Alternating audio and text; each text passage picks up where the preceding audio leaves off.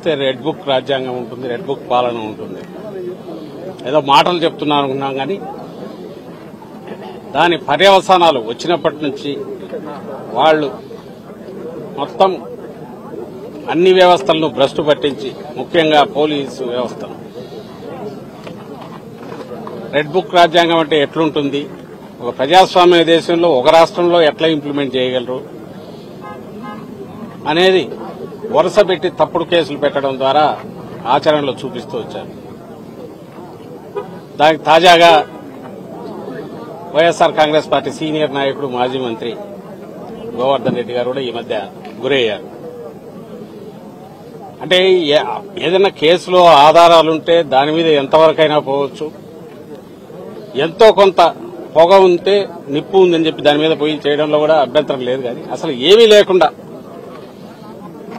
కల్పిత కథలన్నీ కలపడము, ఓ screen play తయారు చేయడము, పాత్రలు సృష్టించడము, వాళ్ళ ఎల్లో మీడియాలో ఒక వారం 10 రోజులు నెల రోజులు నడపడం, ఆ తర్వాత వాళ్ళని ఎక్కడో పట్టుకొని కన్ఫెషన్ అని రాసుకోవడం, ఆ తర్వాత దానికి సంబంధించి ఏదో సెక్షన్లు పెట్టి ఎఫ్ఐఆర్ తయారు చేయడం, అది 10 ఏళ్ల క్రితందో 5 ఏళ్ల క్రితందో ఎప్పుడైనా సరే ఆ కాగితాలన్నీ పెట్టేసుకుని ఈ పత్రికల్లో వచ్చినప్పటికంటే జనంలో మెదళ్లలోకి ఎక్కించిన విష ప్రచారంతో ఎక్కించినవన్నీ కథలన్నీ ఎక్కించి పట్టుకురావడం, జైల్లో వేయడం. అది సోషల్ మీడియాతో మొదలై నాయకులు అందరినీ తిరుక్కొని పరాకాష్ఠకి ఏదైతే భయపడుతున్నామో అది జరుగుతుంది. సామాన్య ప్రజలు కూడా దానికి పూర్తిగా ఇదే. ఒక్కసారి నీకు వ్యవస్థ దెబ్బతిన్నాక, విశృంఖలత్వం వచ్చాక, ఎవరికి జవాబుదారీతనం లేనప్పుడు ఏం జరుగుతుంది అనేది ఏడాది తర్వాత ఇప్పుడు చూస్తున్నాం. దీనికి ఇలా వీళ్లు చేయడం వల్ల ఏదో సాధిస్తారనుకుంటే అది పొరపాటు. ఒక నెల రోజులో 2 నెలల్లో నాయకులను, కార్యకర్తలను, సోషల్ మీడియా యాక్టివిస్టులను ఇంకోనో జైల్లో పెట్టచ్చు. కానీ బయటకు వచ్చేసరికి ఎలా తయారవుతున్నారంటే మరింత గట్టిగా తయారై వస్తున్నారు. వైఎస్ఆర్సీపీ మరింత బలపడుతోంది. భయము, బాధ ఏదంటే ఈ విశృంఖలత్వం పెరిగిన తర్వాత రాష్ట్రంలో ఓ సిస్టమ్స్ అలవాటు పడిన వ్యవస్థ, పోలీసు వ్యవస్థ, అది గాడి తప్పితే ఎట్లుంటుందనే ఫలితాలు మనం బీహార్లోనో ఆటవిక రాజ్యాల్లోనూ చూస్తాము. నిరంకుశత్వం ఉన్నప్పుడు ఎమర్జెన్సీ టైంలో చూశాం. ఇప్పుడు మళ్లీ అది రుచి చూపిస్తున్నారు. మళ్లీ వెనక్కు తెచ్చుకోవడం కష్టం. చంద్రబాబు నాయుడు గారికి అది తెలిసినట్లేదు.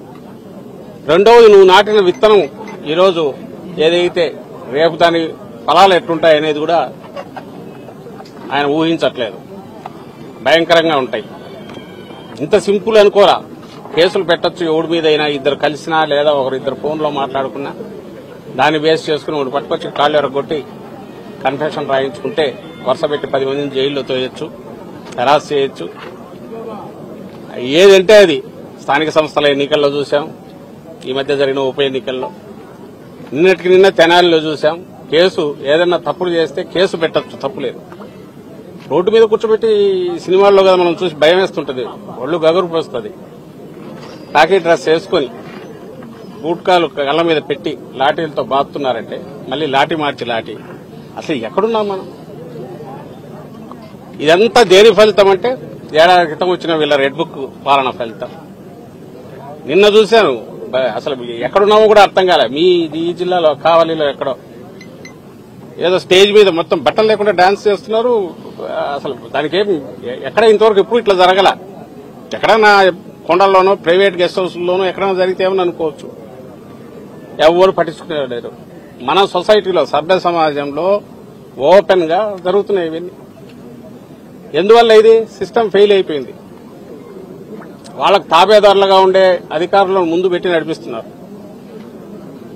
డ్రెస్సులో, కాకి డ్రెస్సులో గూండాయిజం అనేది ఒకప్పుడు అనుకునేవాళ్ళం, అది కళ్ల ముందు ఇప్పుడు కనపడుతుంది. వాళ్ళు ఒకసారి అదుపు తప్పినాక వాళ్లకు వాళ్లే రాజులు అవుతారు. అప్పుడు ఏ వ్యవస్థ పనిచేయదు. చంద్రబాబు నాయుడు గారికి అది ఎక్కినట్లేదు. ఆయనకు గాని, ఆయన కొడుకు గాని, ఈ ప్రభుత్వానికి గాని ఏం పర్వాలేదు. వైఎస్ఆర్సీపీ బలమైన పార్టీ మరింత బలపడుతోంది.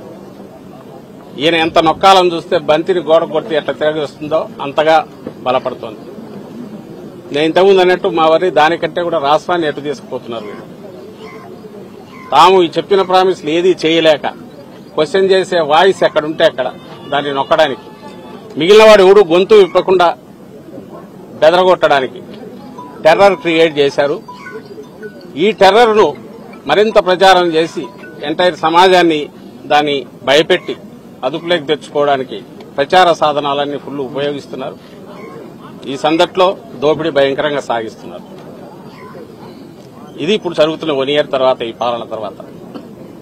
ఈరోజు కాకాని గోవర్ధన్ రెడ్డి గారు గట్టిగా గొంతు వినిపించే నాయకుడు. ఆయన మీద గురి పెట్టినప్పుడే అనుకున్నాం, ఆయన మాట్లాడుతున్నారు అన్నప్పుడే ఈయన మీద గురి పెడతారని.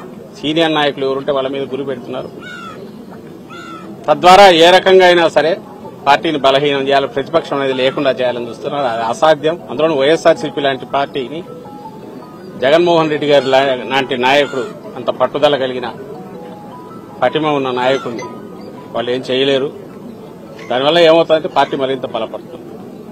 థ్యాంక్స్ టు చంద్రబాబు నాయుడు గారు. ఎస్, 2 నెలలు అందరం పోవచ్చు. వాళ్ళు ఎవరి మీద, అందరి మీద కేసులు ఉన్నాయి, ఎప్పుడైనా పోవచ్చు. అంతకుమించి చేసుకోగలిగేది ఏం లేదు. కానీ తనకు రాజకీయంగా ఇంకా పూర్తిగా ఉనికి లేకుండా చేయాలని ప్రజలు ఇప్పటికే ఏడాది తిరగక ఉంది. ఇది కూడా ఏ చరిత్రలో ఏ పార్టీకి ఇంత బలంగా ఫలితాలు తెచ్చుకొని విజయం సాధించిన కూటమి లేదా ఆ పార్టీకి ఇంత త్వరగా అయితే జనం ఆల్రెడీ దానికి పాడగట్టాలని డిసైడ్ చేసుకున్నారు. ఈ పాలనకు అనేది 1 year తర్వాతనే బయటకు రావడం అనేది బహుశా ఏ చరిత్రలో ఉండదు, ఇక్కడ జరుగుతుంది. దీని ఫలితాలు రాను రాను భయంకరంగా ఉంటాయి. ఇప్పటికైనా రియలైజ్ అయ్యి సిస్టమ్స్ గాడిలో తెచ్చుకోకపోతే ఆ తర్వాత దాన్ని మళ్లీ గాడిలోకి తీసుకురావడం అసాధ్యమైన విషయం ఆయన గుర్తించాలని ఆశిస్తున్నాం. గుర్తించకపోతే ఆయన కర్మ. వచ్చే కాలంలో ఎట్లుంటాయి ఫలితాలంటే ఇంకా భయంకరంగా ఉంటాయి. ఈ విషయం కూడా ఆల్రెడీ చెప్తూనే ఉన్నాం. ఎప్పటికైనా రియలైజేషన్ వస్తుందని, రావాలని ఆ దేవుణ్ణి కోరుకుంటున్నాం. Thank you sir. ముఖ్యంగా రాష్ట్రంలో మొత్తం రెడ్ బుక్ రాజ్యాంగం నడుస్తుంది, ప్రజాస్వామ్యంలో ఆ రాజ్యాంగం లేదని చెప్పి అందరూ అంటున్నారు. అదే క్రమంలో ఎన్ని జరుగుతున్నాయి అనుకోవచ్చా? నేను అదే అంటున్నా కదా, ప్రకటించినారు. అది కూడా ఏదో పాలన లేకొచ్చి నాకు చేయడం కదా. మళ్లీ చెప్తున్నా, వైఎస్ఆర్సీపీ హయాంలో మీరు ఏ కేసులన్నా చూడండి, మా హయాంలో, జగన్మోహన్ రెడ్డి గారి హయాంలో ఖచ్చితంగా ఇంక్లూడింగ్ చంద్రబాబు నాయుడు గారిని అరెస్ట్ చేసిన. ఇట్లా చేయాలంటే ఆయన వచ్చిన 3 నెలలకు వేసిండొచ్చు చంద్రబాబు నాయుడు గారిని, జగన్మోహన్ రెడ్డి గారు అనుకోండి. ఎందుకంటే కేసులున్నాయి. అయితే ఇన్వెస్టిగేషన్ జరగాలి, ఆధారాలు దొరకాలి, ఉండాలి. ఆధారాలు ఉన్నాయి. మేం కాదు, సెంట్రల్ గవర్నమెంట్ పెట్టిన కేసులు ఉన్నాయి. ఇన్కమ్ ట్యాక్స్ డిపార్ట్మెంట్, జీఎస్టీ వాళ్ళు పెట్టిన కేసులున్నాయి. అలాగే మిగిలిన అచ్చెన్నాయుడు మీద పెట్టిన, ఇంకోటి మీద పెట్టిన ఉంది రికార్డులో. వాళ్ళ సంతకాలు, వాళ్ళవో ఆ స్కామ్ జరిగిందంటే దాంట్లో ఇన్వాల్వ్మెంట్ ఉండడము ఉన్నాయి. ఇట్లా అయితే అసలు ఏమీ ఉండదు. ఏ కేసుకు సంబంధించిన ఆరోపణలు ఉండవు, తయారవుతుంది. లేదా 10 ఏళ్ల క్రితం ఏదో ఉంటుంది. ఆ 10 ఏళ్ల క్రితం ఎవడో ఎక్కడో ఏదో అన్నాడని తెచ్చి పోసాని కృష్ణమూర్తి లాంటి వాళ్ళతో అది కూడా పెట్టినారు సినిమా ఆర్టిస్ట్ మీద. ఈ పని ఎవరు మేము చేయలేమా? రేపొస్తే అధికారం లేకొస్తే. ఇప్పుడు అదేదో ఒక నటి ఆమె కేసు, పోలీస్ ఇన్వెస్టిగేషన్ అయిపోయి ఆ కేసు ఉండగానే ఆమె కంప్లైంట్ తీసుకుని ఇంకొక కేసు బుక్ చేసి ఆల్రెడీ ఒక ఐపీఎస్ అతను రిటైర్డ్ అతను ఇదే అయిపోయాడు. ఇప్పుడు డీజీ స్థాయి అధికారి జైల్లో ఉన్నాడు. నిన్న బెయిల్ వచ్చింది ఆయన. గత ప్రభుత్వంలో ఫిర్యాదులు వచ్చిన కేసులే కదా సార్, అవన్నీ కూడా ఇప్పుడు తోడింది. గత ప్రభుత్వంలో ఫిర్యాదు వస్తే చేయొద్దనట్లా విచారణ దర్యాప్తు జరపాలా, తర్వాత ఇంటరాగేట్ చేయొచ్చు, అన్ని చేయొచ్చు. ఆధారాలు లేకుండా కన్ఫెషన్ అనే పేరుతో ఎవరో వచ్చి ఇదిగో నేను ఇట్లా అన్నాడు అనగానే ఎత్తి జైల్లో పడేయడం ఎట్లా, అది కరెక్ట్ అవుతుందా? అలాగే ఇంకొకటి కన్ఫెషన్ సంతకాలు కూడా ఉండవు. ఎవరికి వాళ్ళే రాసుకుంటారు. అది ఎవరైనా చంద్రబాబు నాయుడు గారి డైరెక్షన్ మీద ఈ పని చేశానని రిపోర్ట్ వస్తే చంద్రబాబు నాయుడు గారిని చేయొచ్చా? ఈ క్వశ్చన్ అందరికీ అప్లై అవుతుంది. కాకాని గోవర్ధన్ రెడ్డి మీద పెట్టిన కేసు ఏ సెక్షన్లు తర్వాత ఎట్లా సెక్షన్లు యాడ్ చేశారు తెలియదు. మళ్ళీ వచ్చే ఉన్నట్టుండి ఎస్సీ ఎస్టీ కేసు లేదా ఎక్స్ప్లోజివ్స్ కేసు ముందు లేదు. మైన్స్ అండ్ మినరల్స్ యాక్ట్ కింద అసలు అవన్నీ బెయిలబుల్ సెక్షన్స్ పెట్టిన, అసలు వాటికి అసలు అరెస్ట్ అనేది ఉండదు. పెనాల్టీలు వేస్తే వేయాలి తప్ప అరెస్ట్ లేవు. కాబట్టి వాళ్ళు రియలైజ్ అయినారు, ఓహో ఇది నిలబడదనుకున్నారు. దాని తర్వాత మళ్ళీ ఇది తెచ్చి చేర్చారు. ఇది ఎవడైనా తిట్టాడని పెట్టొచ్చు, పెట్టేసి ఇమీడియట్ దానికి సంబంధించి కేసు తయారు చేసి పెట్టొచ్చు. మేజిస్ట్రేట్ దగ్గరికి పోతే మేజిస్ట్రేట్ 14 ఒకసారి పోయినా ఇంకొక కేసు కరెక్ట్ పీటీఆర్ 13వ రోజు వంశీ విషయంలో గమనిస్తున్నాం. 13 రోజులు కాగానే మళ్ళీ ఇంకోటి వస్తుంది, లేదా ఎక్స్టెన్షన్ గా పోలీస్ కస్టడీ, అది అయ్యేసరికి పీటీ వారెంట్, ఇంకొక కేసు పెట్టుకుంటా పోతుండొచ్చు. సో 90 రోజులు 100 రోజులు. నిన్న నందిగం సురేష్ ఒకసారి 90 రోజులు దాటిపోయింది. ఇప్పుడు వీళ్ళ భార్య, ఆయన భార్య పోయి కంప్లైంట్ ఇచ్చింది, అవతల వచ్చి ఇంటి మీద గొడవ వచ్చాడు, దాన్ని తీసుకోలేదు. ఇతను కొట్టాడని చెప్పి తప్పుడు కేసు పెట్టేసి ఎత్తిలో తీశారు. సాక్ష్యం లేదు.